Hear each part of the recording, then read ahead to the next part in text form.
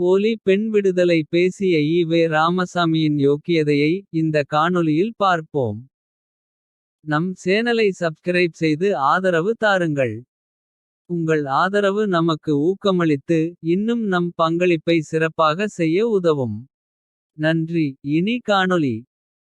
ஈ.வே. ராமசாமி சொன்னது நானும் 100 வருடத்திற்கு இருந்து அவர்களும் திமுக அரசும் 100 வருஷமிருந்தால் இத்திருமணத்தை கிரிமினலாக்கி விடுவார்கள். ஆண்கள் என்று அயோக்கியராயினரோ அன்றே பெண்களை அடிமையாக்கி விட்டான். நம் நாட்டிலே மட்டுமல்ல உலகமே இப்படித்தான் இருக்கிறது. நம் நாட்டிலாவது நாகம்மாள் ராஜம்மாள் என்று பெண்கள் பெயரை குறிப்பிடுகின்றோம். ஆனால் வெள்ளைக்காரன் நாட்டில் எல்லாம் மிசஸ் தான். பெண்ணிற்கு உரிமையில்லை. எனவே பெண்ணடிமையை பற்றி எவனுமே கவலைப்படவில்லை. இந்தியாவிலேயே இதற்காக பாடுபட கூறியவர்கள் நாங்கள் ஒருவர் தான். விடுதலை ஆகஸ்ட் 12 1968. ஈ.வே. ராமசாமி தம் விடுதலை பத்திரிகையில் தலையங்கம் எழுத ஒரு அட்டவணை வைத்திருந்தார் என்று நினைக்கிறோம். அந்த அட்டவணையில் உள்ளபடியே தலையங்கங்கள் விமர்சனங்கள் எழுதப்படும். ஒரு நாள் பெண்ணியம், இரண்டாம் நாள் பார்ப்பனியம், மூன்றாம் நாள் கண்ணீர்த்துளிகள் அல்லது காங்கிரஸ் அல்லது கம்யூனிஸ்ட்கள். அதாவது அப்போது யார் எதிர்க்கட்சிகளோ அதுகள். பற்றிய விமர்சனம். இன்னொரு நாள் ஆரிய பத்திரிகைகள். ஐந்தாம் நாள் உலகில் என்னைத் தவிர யோக்கியன் எவனுமில்லை என்பது மாதிரியான சுயபுராணம். மற்றொரு நாள் ஒழுக்கம். ஏழாவது நாள் எல்லாவற்றையும் கலந்து கூட்டாஞ்சோறாக அடிப்பது. அந்த வகையில் பெண்ணிய சிந்தனை கருத்தாக எதையாவது அட்டவணை விதிப்படி உளறி வைக்க வேண்டுமே என்பதற்காக ஈ.வே. ராமசாமி உளறியது தான் மேலே சொன்னது. நானும் 100 வருடத்திற்கு இருந்து அவர்களும் திமுக அரசும் 100 வருஷமிருந்தால் இத்திருமணத்தை கிரிமினலாக்கி விடுவார்கள் என்பன.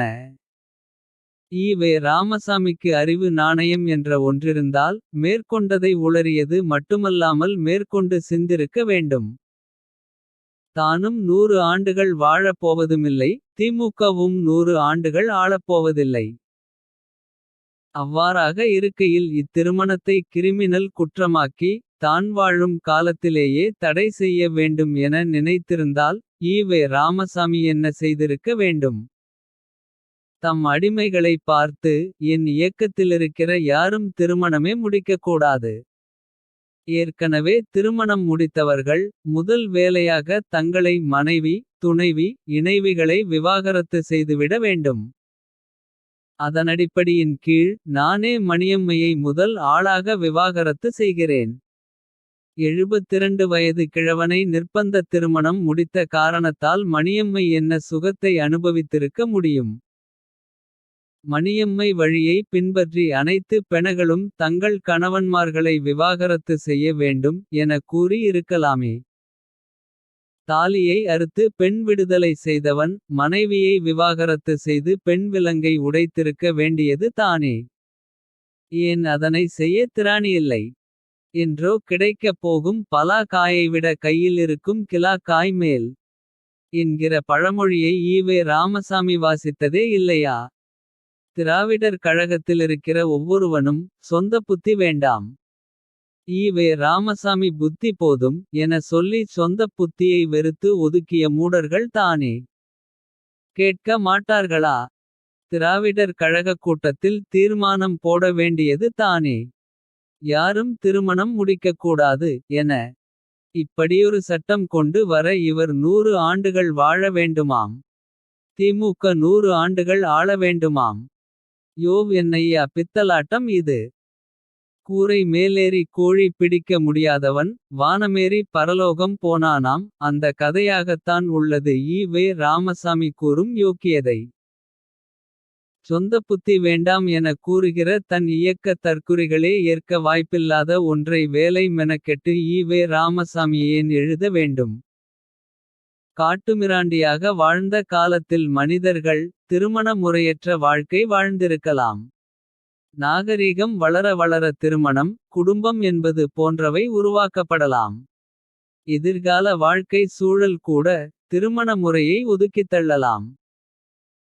ஈ.வே. ராமசாமி கூறுவது போல் சட்டம் போடுவதன் மூலம். அதை செய்ய இயலும் செய்ய இயலாது என்பது ஒரு புறம் என்பதோடு. சில விஷயங்களை காலமும் அன்றைய வாழ்க்கைச் சூழலே. தேவை தேவையற்றதை தீர்மானிக்கும்.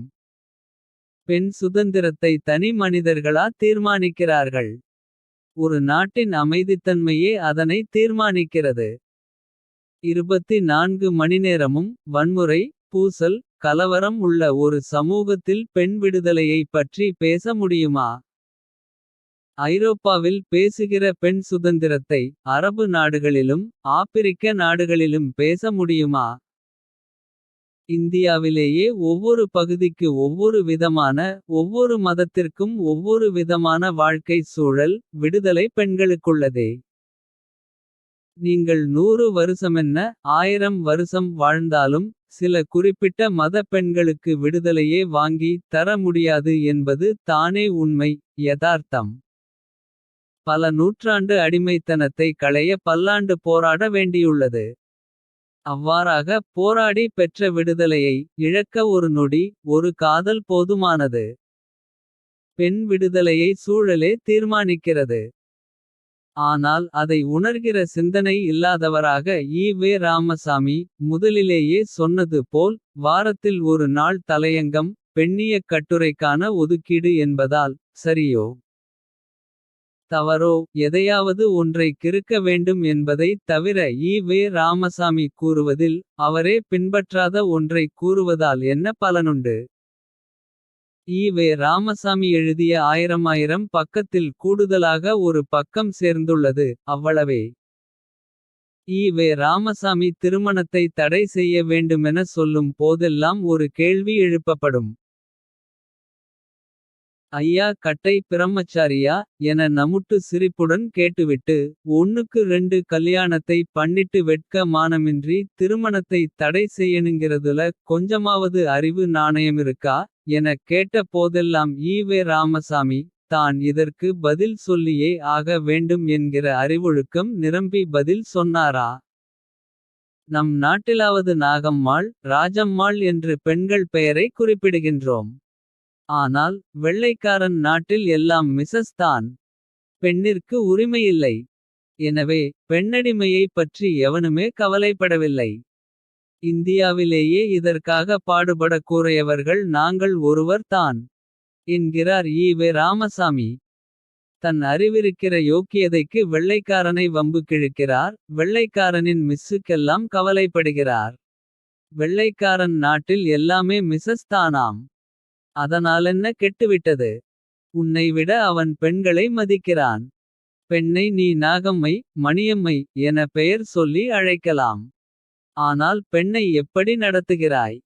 அவர்களை விட உயர்வாக அல்லது உனக்கு நிகராக வைத்துள்ளாயே. இல்லையே. சொத்தை காப்பாற்ற வெள்ளைக்காரன் பொருந்தா திருமணம் முடிப்பதில்லையே. வெற்று பகுமானத்துக்கு தானே நீ. பெண்ணடிமையைப் பற்றி எவனுமே கவலைப்படவில்லை. இதற்காக பாடுபடக் கூடியவர்கள் நாங்கள் ஒருவர் தான் என கூறிக் கொள்கிறாய். பெண்ணடிமையைப் பற்றி கவலைப்படுகிற திராவிடர் கழக ஆட்களுக்கே பாடமெடுத்தார் கனடா நாட்டு மிசஸ் ஒருவர். அதைத் தெரிந்து கொண்டால் தீக்க ஆசாமிகள் பெண்ணடிமைத்தனம் பற்றி எவ்வளவு கவலைப்பட்டுள்ளான் மற்றும் அவன் லட்சணம் எப்படி என்பது விளங்கும். மகளிரணி மகளிர் பாசறையினரிடையே தமிழர் தலைவரின் காணொளி. மற்றும் பெண்கள் பிறவி தொழிலாளிகளா? என்கிற தலைப்பிலும் மே 3 20 நாள் விடுதலையில். கி. வீரமணி கூறியது என கலி பூங்குன்றன் ஒரு தகவலை பகிர்ந்தார். அது என்னவென்று பார்ப்போம். நமது பெரியார் மணியம்மை பல்கலைக் கழகத்தோடு ஒப்பந்தம் ஒன்றை போட கனடாவுக்குச் சென்றோம். பல்கலைக்கழக பேராசிரியர்களும் வந்தனர். அதில் சில பெண்களும் உண்டு. கனடாவில் ஒருவர் வீட்டில் தங்குவதற்கு ஏற்பாடாகி இருந்தது.